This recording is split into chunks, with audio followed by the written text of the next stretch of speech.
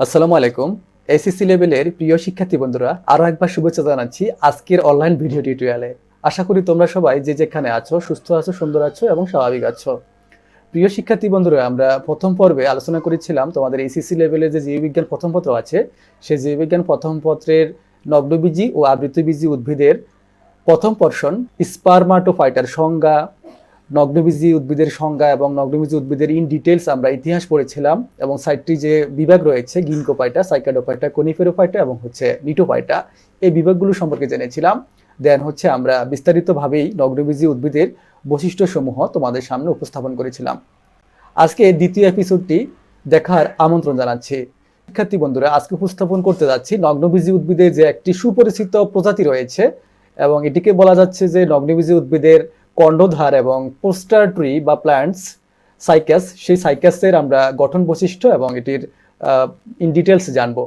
উপস্থাপনায় আছি আমি মোহাম্মদ সাইফুল ইসলাম, প্রভাষক, উদ্ভিদ বিজ্ঞান বিভাগ, সোমনী সরকারি SA college, Begumganj, Noakhali. Video শুরুতে আরো একবার ধন্যবাদ জ্ঞাপন করতে চাই সোমনী সরকারি এসএ কলেজের নব যোগদানকৃত অধ্যক্ষ মহোদয় প্রফেসর মোহাম্মদ মঞ্জুরুল হক স্যারকে। স্যারের সুস্পষ্ট দিক নির্দেশনা এবং সুস্পষ্ট গাইডের কারণে আজকে আমরা এই অনলাইন ক্লাসসমূহ খুব সুন্দরভাবে পরিচালনা করে আসতেছি। সাথে সাথে ধন্যবাদ জ্ঞাপন করতে চাই সোমনী সরকারি এসএ কলেজের উপাধ্যক্ষ মহোদয় প্রফেসর মোহাম্মদ আবু তাহের খান স্যারকে। স্যারও আমাদেরকে অনেক বেশি গাইড দিচ্ছেন। প্রিয় শিক্ষার্থীরা, আমরা এখন সাইকাসের যে মূল যে বৈশিষ্ট্যসমূহ রয়েছে, যে স্যালিয়েন্ট ফিচার্সগুলো রয়েছে, সেগুলো জানতে থাকবো। সেগুলো এখন জানবো। প্রথমত সাইকাসের দেহে স্পোরোফাইট।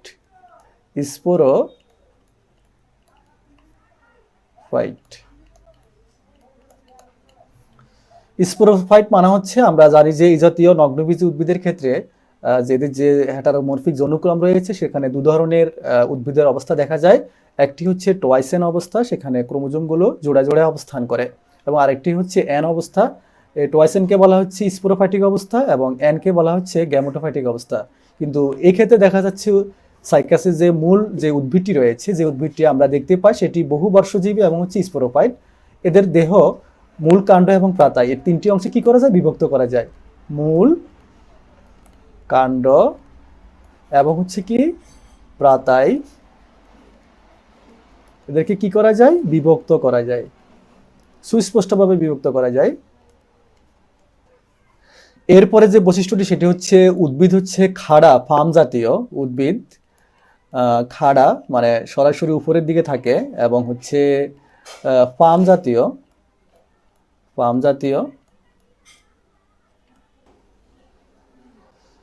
এরপরে যে বৈশিষ্ট্যটি আমরা জানতে চলেছি, সেটি সাইকাসের যে কচি পাতা আছে, সেই কচি পাতার যে বার্নেশন রয়েছে। বার্নেশন মানে কি? পত্রবিন্যাস। বার্নেশন, যেটিকে বাংলায় বলা হচ্ছে কি বিন্যাস? পত্রবিন্যাস। সেটি কেমন? সার্সিনেট। সার্সিনেট শব্দের অর্থ কুণ্ডলিত। সার্সিনেট। তো আমরা একটু অনলাইনে দেখে নিব যে এই উদ্ভিদের কচি পাতা কেমন। আমরা একটু অনলাইনে দেখব এখন। এখানে সাইকাসের আমরা অনেকগুলো দেখতে পাচ্ছি। আচ্ছা, একটা কচি পাতা একটু কালেক্ট করে নিই। আমি এখানে রেখে দিয়েছি একটা অনলাইনের ছবি, দেখতে পাচ্ছ। এই যে কচি পাতাটা বের হয়েছে, এটি কেমন? এই যে দেখো, কুণ্ডলিত অবস্থায় আছে। এটিকে বলা হচ্ছে বার্নেশন কি? সার্সিনেট। 4 নাম্বার যে বৈশিষ্ট্যটি আছে, এদের যে অস্থানিক মূল রয়েছে, সেটি দেখতে কেমন? কোরালয়েডের মতো। নিশ্চয় তোমরা যারা সেন্ট মার্টিন গিয়ে থাকবে অথবা কক্সবাজার গিয়ে থাকবে, সেখানে প্রবাল দেখতে পাওয়া যায় বা কোরাল দেখতে পাওয়া যায়। দেখতে কেমন? দেগ্র শাখা বিশিষ্ট, এব্রোথেব্রো টাইপের এই জাতীয় মূল দেখতে পাওয়া যায়। আমরা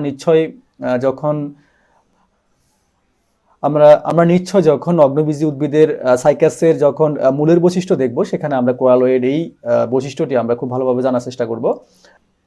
5 নাম্বার এদের পাতায় ট্রান্সফিউশন টিস্যু বিদ্যমান। কি বলেছি? ট্রান্সফিউশন টিস্যু কি, সেটা আগে আমাদের বুঝতে হবে। ট্রান্সফিউশন কি বিদ্যমান? টিস্যু বিদ্যমান। কোথায় বিদ্যমান? পাতায়। আচ্ছা, যে কোনো উদ্ভিদের যে ভাস্কুলার বান্ডল রয়েছে, সেটি পাতার কেন্দ্রীয় অংশে থাকে। বাট এক্ষেত্রে যে সেই সাইকাসের প্রজাতির যে পাতাসমূহ রয়েছে, সেই পাতার কিনারায় এক জাতীয় ভাস্কুলার বান্ডল থাকে। সেই ভাস্কুলার বান্ডলগুলো কেন্দ্রীয় ভাস্কুলার বান্ডলের সাথে যুক্ত হয়ে পরিবহনে অংশগ্রহণ করে বা সহায়তা করে। এই জাতীয় টিস্যুকে বলা হচ্ছে ট্রান্সফিউশন টিস্যু। 6 নম্বর যে বৈশিষ্ট্য, সেটি এরা মূলত বায়ুপরাগী। আচ্ছা, মানে বায়ুর মাধ্যমে এদের পরাগায়ন সংগঠিত হয়ে থাকে। সপ্তম যে বৈশিষ্ট্যটি, এদের যে স্পোরোফিল বা রেণুপত্র রয়েছে সেটি আবার হেটারোস্পোরিক টাইপের, মানে দু ধরনের। প্রথমটি হচ্ছে মাইক্রোস্পোরোফিল, মাইক্রো স্পোরোফিল, এবং দ্বিতীয়টি হচ্ছে কি mega sporophyll. Mega sporophyll. Sporophyll এই জিনিসগুলো আমি নিশ্চয়ই প্রথম ভিডিওতে আলোচনা করেছিলাম, তোমরা যদি না বুঝে থাকো অবশ্যই প্রথম ভিডিওটি দেখে আসো। তো হেটারোস্পোরিক মানে হচ্ছে কি এখানে মাইক্রোস্পোরোফিল এবং মেগাস্পোরোফিল যে দুটি আমরা রেণুপত্র বা এদের পুংস্তবক এবং স্ত্রী স্তবক আমরা দেখতে পাই। আকৃতিতে মাইক্রোস্পোরোফিল ছোট এবং মেগাস্পোরোফিল হচ্ছে আকৃতিতে বড়, যেহেতু একটি বড় একটি ছোট, এটিকে বলা হচ্ছে হেটারোস্পোরিক। সো এদের এই বৈশিষ্ট্যটি আমরা দেখতে পাই। অষ্টম বৈশিষ্ট্যটি হচ্ছে এদের স্পোরোফিলগুলো একসাথে হয়ে, বিশেষ করে মাইক্রোস্পোরোফিলগুলো একসাথে হয়ে কি তৈরি করে, একটি স্ট্রোবিলাস তৈরি করে, যেটিকে বলা হচ্ছে পুং স্ট্রোবিলাস বা পুংকুন বলা হয়। মানে গণসন্নি বিশিষ্ট স্পোরোফিলগুলো কি তৈরি করে, পুংকুন তৈরি করে, যেটিকে পুং স্ট্রোবিলাস বলা হয়। আর স্ত্রীর ক্ষেত্রে যেটা মেগাস্পোরোফিল যেগুলো রয়েছে, এগুলো মেগাস্পোরোফিলের ক্ষেত্রে কি হয়, এদের স্পোরোফিলগুলো প্রকৃত অর্থে স্ট্রোবিলাস তৈরি করে না। আমরা ছবিতে একটু দেখে নিব, যেমন আমরা এখানে একটু দেখে নিব। শিক্ষার্থী বন্ধুরা, আমরা ছবিতে একটু দেখে নিব। তোমরা দেখতেই পাচ্ছ, এখানে যে দেখতে পাচ্ছ এই যে এই স্ট্রোবিলাসটি হচ্ছে মূলত পুং স্ট্রোবিলাস বা এটাকে পুংকুন বলা হয়। দেখতে কিসের মতো, অনেকটা মোসা আকৃতি, আমরা যে কলার মোসা দেখি সেই রকম আকৃতি বিশিষ্ট। প্রথম ছবিতে তোমরা দেখেছো যে পুং রেণুপত্রগুলো একসাথে গণসন্নি বিশিষ্ট হয়ে পুং স্ট্রোবিলাস তৈরি করে, এবং সেটি ছিল একেবারেই কি গণসন্নি বিশিষ্ট, এবং তারা কাছাকাছি অবস্থান করে একটি মোসাকৃতি গঠন তৈরি করে, যেটিকে পুংকুনো বলা হয়। এখানে দেখো স্ত্রী স্ট্রোবিলাস যেগুলো দেখতে পাচ্ছ, এখানে কি দেখতে পাচ্ছ, স্ত্রী স্ট্রোবিলাস। এখানে যে স্ত্রী রেণুপত্র রয়েছে বা মেগাস্ট্রোফিল রয়েছে, এগুলো কিন্তু অনেকটা আড়াআড়ি থাকে, একটু দূরত্ব বজায় রেখে থাকে, যার কারণে সত্যিকার অর্থে যে স্ট্রোবিলাস, সত্যিকার অর্থে যে গঠন, সেটি কিন্তু আমরা স্ত্রী কোণের ক্ষেত্রে দেখতে পাই না বা স্ত্রী স্ট্রোবিলাসের ক্ষেত্রে দেখতে পাই না। সর্বশেষ যে বৈশিষ্ট্যটি খুবই গুরুত্বপূর্ণ, সেটি হচ্ছে এদের যে শুক্রাণু রয়েছে এটি উদ্ভিদকুলের মধ্যে সর্ববৃহৎ এবং লাটিমের মতো, কিসের মতো, লাটিমের মতো, সাথে হচ্ছে বহু প্লাজেলাযুক্ত, বহু প্লাজেলাযুক্ত। জানোই তো যে প্লাজেলা যদি থাকে শুক্রাণুর মধ্যে, এটি একটি আদি বা অনুন্নত বৈশিষ্ট্য। আমি বৈশিষ্ট্যগুলো আরো একবার রিপিট করছি। প্রথমত হচ্ছে আমরা কি জেনেছি, এদের দেহ হচ্ছে কি স্পোরোফাইট বা এরা বহুবর্ষজীবী, মূল কাণ্ড এবং পাতায় বিভক্ত। মানে হচ্ছে এদের যে মূল যে উদ্ভিদটি রয়েছে সেটি হচ্ছে টোয়াইসেন প্রকৃতির বা স্পোরোফাইট প্রকৃতির, এবং উদ্ভিদ দেহ আমরা দেখতে পাই খাড়া প্রকৃতির এবং ফার্ম জাতীয়। তোমরা নিশ্চয় দেখেছো যে তাল জাতীয় যে উদ্ভিদগুলো আছে, বিশেষ করে আঙ্গিনায় বা বিভিন্ন ধরনের প্রতিষ্ঠানের সামনে শোভা বর্ধন করার জন্য এগুলো রোপণ করা হয়, সেই পাম জাতীয় উদ্ভিদের ন্যায় এদেরকে দেখা যায়। এদের যে কচি পাতা রয়েছে সেটি আমি অলরেডি তোমাদের ছবিতে দেখিয়েছিলাম যে বার্নেশনটা কেমন। বার্নেশন মানে হচ্ছে পত্রবিন্যাস, কি বিন্যাস, এদের যে পত্রবিন্যাস রয়েছে, পত্রটি কেমন দেখতে, সেটি হচ্ছে সার্সিনেট মানে কুণ্ডলিত। এদের অস্থানিক কি রয়েছে, কোরালয়েড মূল রয়েছে। আমরা জানি যে ভ্রূণ থেকে যে মূলটি প্রথম তৈরি হয় সেটিকে বলা হয় ভ্রূণমূল, আর ভ্রূণমূল থেকে তৈরি হয় কি প্রধানমূল। প্রধানমূলের বাহিরে যে অন্যান্য মূলগুলো তৈরি হয় এদেরকে বলা হচ্ছে অস্থানিক মূল। সেই অস্থানিক মূল দেখতে কেমন, তার কোরালয়েড টাইপসের, যেটি প্রবালের আকৃতির। এরপরে হচ্ছে এদের পাতার মধ্যে ট্রান্সমিশন টিস্যু বিদ্যমান, পাতা যেটি কিনারায় থাকে। তারপরে এরা হচ্ছে যে মূলত কি বায়ুপরাগী। এদের যে মাইক্রোস্পোরোফিল ও মেগাস্পোরোফিল, এরা ভিন্ন ভিন্ন আকৃতি বিশিষ্ট, এদের এই জন্য এদেরকে বলা হচ্ছে হেটারোস্পোরিক। এদের যে মাইক্রোস্পোরোফিল আছে, এরা ঘনসন্নি বিশিষ্ট হয়ে কি তৈরি করে, পুংকুন বা পুং স্ট্রোবিলাস তৈরি করে, এবং মেগাস্পোরোফিলগুলো ঘনসন্নি বিশিষ্ট হয়ে প্রকৃত অর্থে তারা স্ট্রোবিলাস তৈরি করে না, বাট কাছাকাছি থাকে এবং এটি স্ট্রোবিলাসের মতো দেখায়। এবং এই সমস্ত উদ্ভিদের এবং সর্বশেষ যে বৈশিষ্ট্যটি সেটি হচ্ছে এদের যে শুক্রাণু রয়েছে সেটি হচ্ছে সর্ববৃহৎ, লাটিমের মতো আকৃতি এবং বহু ফ্লাজেলাযুক্ত। এরপর আমরা জানবো সাইকাসের স্বভাব এবং এর আবাসভূমি। আমরা নিশ্চয় দেখেছি যে বাংলাদেশের যে কয়েকটি প্রজাতি সাইকাসের পাওয়া গিয়েছে সেগুলো চট্টগ্রামের পাহাড়ি অঞ্চলে আমরা দেখতে পেয়েছি। এরা মূলত পাহাড়ির যে অঞ্চল আছে, ঢালু অঞ্চল, সেই ঢালু অঞ্চলের শুষ্ক জায়গায় সবসময় এদেরকে জন্মাতে দেখা যায়। তবে সমতল ভূমিতে ওদেরকে শ্বাস করলে এদের গ্রোথ অনেক বেশি বৃদ্ধি পায়। তো সব মিলিয়ে বলা যায় যে শুষ্ক অঞ্চলে এদের বেশিরভাগই বসবাস এবং আবাসভূমি। আর আবহাওয়ার ক্ষেত্রে চিন্তা করলে আমরা দেখতে পাই যে উষ্ণ এবং আর্দ্র যে বায়ুমণ্ডল রয়েছে বা আবহাওয়া রয়েছে, সেই আবহাওয়ার মধ্যেই এই ধরনের উদ্ভিদ খুব ভালো জন্মে। এরপরে আমরা চলে যাচ্ছি সাইকাসের যে মূল রয়েছে, এই মূলের মধ্যে আমরা ডিটেলস জানবো। আমরা জানি যে যখন একটি বীজ থেকে যে তোমার যে ভ্রূণ আছে, ভ্রূণ থেকে যে মূলটি বের হয় এটাকে বলা হয় ভ্রূণমূল। আর ভ্রূণমূল থেকে যে মূলটি মাটির নিচে পতিত হয় সেই মূলটিকে বলা হচ্ছে কি মূল? প্রধান মূল, তাই না? প্রধান মূল। তো সাইকাসের ক্ষেত্রে কি হয়, এই প্রধান মূলটি অল্পক্ষণ পরেই নষ্ট হয়ে যায়। নষ্ট হয়ে যাওয়ার পরে এই আশেপাশ থেকে তার এই অন্যান্য যে অংশ আছে সেই অংশগুলো থেকে কি হয়, যেই মূলগুলো বের হয় গুচ্ছাকৃতিভাবে, সেগুলোকে বলা হচ্ছে কি অস্থানিক মূল। অস্থানিক মূল বা যেটা কি গৌণমূলও বলা হয়। এই মূলগুলো একটা সময় দেখা গেছে যে কি, আমি একটা উদ্ভিদ এঁকে দিই এখানে। আচ্ছা, একটা উদ্ভিদ হয়ে গেছে ধরো। তো এই মূলগুলো কিছু কিছু মূল মাটির উপরে উঠে চলে আসে, তাই না? উঠে চলে আসার পর এদের মূলটা অনেকটা এই টাইপসের হয়ে যায়, মানে দ্যাগ্র শাখা বিশিষ্ট হয়ে যায়, মানে মূলটি দুভাগ হয়ে যায়। তো মাটির উপরে থাকা আমাদের সায়ানোব্যাকটেরিয়া, যেমন হচ্ছে নস্টক এবং হচ্ছে অ্যানাবেনা,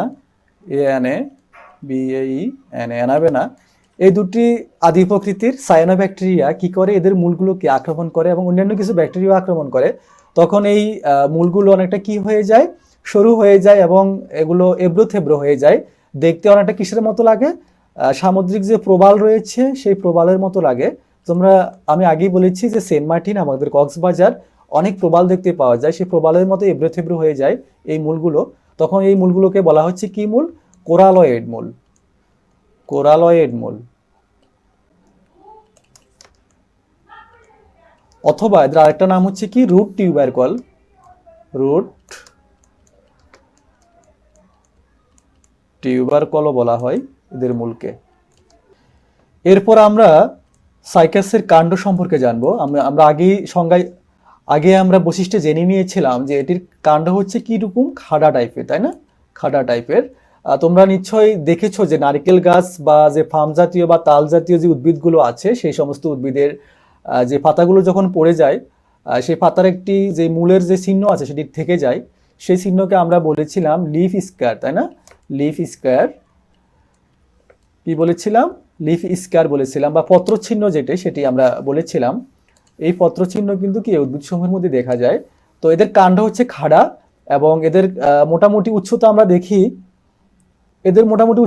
কতটুকু? 8 থেকে কি 14 ফুট পর্যন্ত হতে পারে। কিছু কিছু প্রজাতি আরো বেশি লম্বা হতে পারে, সেরকমও ঘটনা দেখা গিয়েছে।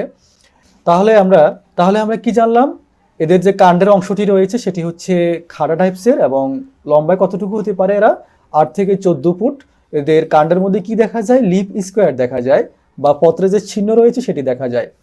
এরপরে হচ্ছে এদের কাণ্ড যদি আমরা একটু অন্যভাবে শেপ চিন্তা করি, তাহলে এটা কেমন দেখতে? বেলনাকার। নিশ্চয় তোমরা রুটি বানানোর যে বেলন দেখেছো, সেই বেলনাকার টাইপসের এদের কাণ্ড। এবং হচ্ছে অশাখান্বিত, কোনো শাখা প্রশাখা দেখতে পাবা না। অশাখান্বিত। আচ্ছা, প্রিয় শিক্ষার্থী বন্ধুরা, এরপর আমরা জানবো সাইকাসের পাতার গঠন। সাইকাসের যে পাতা আছে সেটি হচ্ছে পক্ষল যৌগিক। কেমন? পক্ষল যৌগিক টাইপের। পক্ষল যৌগিক মানে কি? আমরা নিশ্চয় জানি যে এই যে উদ্ভিদের যে কাণ্ড রয়েছে, কাণ্ডর যে অংশ থেকে কি একটি পত্র বের হয়, কাণ্ডের যে অংশ থেকে একটি পত্র বের হয় সেই অংশকে বলা হচ্ছে যে কি পর্ব। সেই পর্ব থেকে একটি বিশাল র্যাকিস বের হয়। কি বের হয়? এটাকে বলা হচ্ছে কি র্যাকিস বের হয়। সেই র্যাকিসের মধ্যে আমরা অনেকগুলো কি দেখতে পাই? পত্র ফলক দেখতে পাই। একাধিক পত্র ফলক যুক্ত যে পাতা রয়েছে সেটিকে বলা হচ্ছে কি পক্ষল যৌগিক। আমরা পাতার অংশটি যখন ভালোভাবে পড়বো তখন আরো বেশি এই পক্ষল যৌগিক সম্পর্কে ডিটেলস জানতে পারবো। তো এতটুকুই বুঝে নাও, পক্ষল যৌগিক মানে হচ্ছে যে একটি র্যাকিসের মধ্যে যে মূল যে অংশটি দেখতে পাচ্ছ সেই অংশটিকে বলা হচ্ছে র্যাকিস। এই র্যাকিস থেকে যে পত্র ফলকগুলো বের হয়েছে এবং সংখ্যা এটি একাধিক হওয়ার কারণে এটিকে বলা হচ্ছে কি পক্ষল যৌগিক। পাতার আরেকটি বৈশিষ্ট্য হচ্ছে এটি কাণ্ডের মাথায় কেমন করে থাকে? সর্পিলাকার অবস্থায় থাকে। আমরা একটু যদি দেখি ছবি, দেখতে পাচ্ছ এই যে সর্পিলাকার মানে কি একটু সামান্য বাঁকানো থাকে। এই যে দেখতে পাচ্ছ সামান্য একটু কি থাকে, বাঁকা থাকে, এটিকে বলা হচ্ছে সর্পিল আকার। কি আকার? সর্পিল আকার। আর তোমরা এখানে দেখতে পাচ্ছ যে মূল যে বাদামি কালারের যে অংশটি দেখতে পাচ্ছ এটিকে বলা হচ্ছে র্যাকিস। আর র্যাকিস থেকে দেখতে পাচ্ছ অনেকগুলো পত্রফলক বের হয়েছে। প্রজাতিভেদে 50 থেকে প্রায় 100টি পরিমাণ আমরা পত্রফলক দেখতে পাই। এই পাতা ছাড়াও, এই যৌগিক ফক্কল পাতা ছাড়াও আরেক ধরনের পাতা দেখা যায় যেদেরকে শল্কপত্র বলা হয়, বাদামি বর্ণের। এখানে এই উদ্ভিদটির মধ্যে এই যে নিচে দেখতে পাচ্ছ এক জাতীয় পাতা আছে বাদামি কালারের, এটিকে বলা হচ্ছে শল্কপত্র। আর এই উদ্ভিদের পাতাসমূহ অনেকটা ফার্ম এবং ফান জাতীয় উদ্ভিদের পাতার মিল রয়েছে, এই জন্য এই পাতাগুলোকে বলা হচ্ছে পাম ফার্ন। কি বলা হচ্ছে? পাম ফার্ন, মানে হচ্ছে পাম ফার্ন। তাহলে এদের পাতাকে কি বলা হয়? পাম ফার্ন বলা হয়। আমরা নিশ্চয় জেনেছি আগে এদেরকে পক্কল যৌগিকও বলা হয়, বাট যেহেতু পাম উদ্ভিদ এবং ফান উদ্ভিদের সাথে এদের পাতার খুব বৈশিষ্ট্য, খুব মিল রয়েছে, এই জন্য এদেরকে কি বলা হয়? পাম ফার্ন বলা হয়। তো প্রিয় শিক্ষার্থী বন্ধুরা, আজকে সাইকাসের এই ছিল আমাদের আলোচনা। নিশ্চয় পরবর্তী ক্লাসে সাইকাসের যে যৌন জনন, অযৌন জনন এবং কিভাবে গ্যামেট তৈরি হয় অথবা যৌন জননের অন্যান্য যে কার্যক্রমগুলো সম্পূর্ণ হয় সেটির বিস্তারিত একটি ক্লাস তোমাদের সম্মুখে আমি উপস্থাপন করব। সেই পর্যন্ত সবাই তোমরা ভালো থাকো, সুস্থ থাকো। আজকে ক্লাসটি দীর্ঘায়িত করলাম না, তোমাদের সকলের মঙ্গল কামনা করে আজকে ক্লাসটি এখানেই শেষ করছি। আল্লাহ হাফেজ।